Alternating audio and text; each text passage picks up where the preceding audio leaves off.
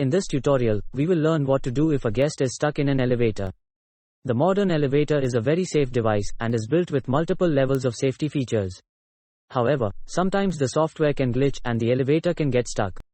While in this tutorial we will cover what to do to handle the emergency. If your hotel elevator does not have it, first install the automatic rescue device in the elevator. What this device does is it brings the elevator safely to the nearest floor and opens the door. You can also provide an uninterrupted power supply to the elevators so that the elevator will continue to work in case of a power failure. But despite all these precautions, sometimes you will face an issue where the elevator stops, and you may have to handle such a situation. Your priority should be to ensure the safety and comfort of the guest. The most important thing is to remain calm and not panic. This will help to prevent the situation from escalating, and will help the guest to stay calm as well. Remember, the modern elevator is very safe equipment.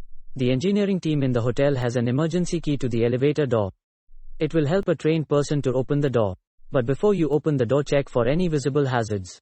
Check to see if there are any hazards like exposed wiring or mechanical parts. If there are any hazards, do not attempt to open the elevator doors, and instead call for professional help. Inform the hotel management and the first responders. But at the same time, communicate with the guest. The guest may be feeling anxious or scared, so it is important to communicate with them and provide reassurance. Let them know that help is on the way, and that they are not alone. Make sure that you keep reassuring them that the emergency team is working on fixing the problem. Once the alarm has been raised, wait for professional help to arrive.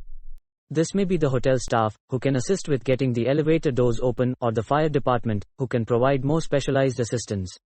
At all times, follow the instruction given by the elevator manufacturer.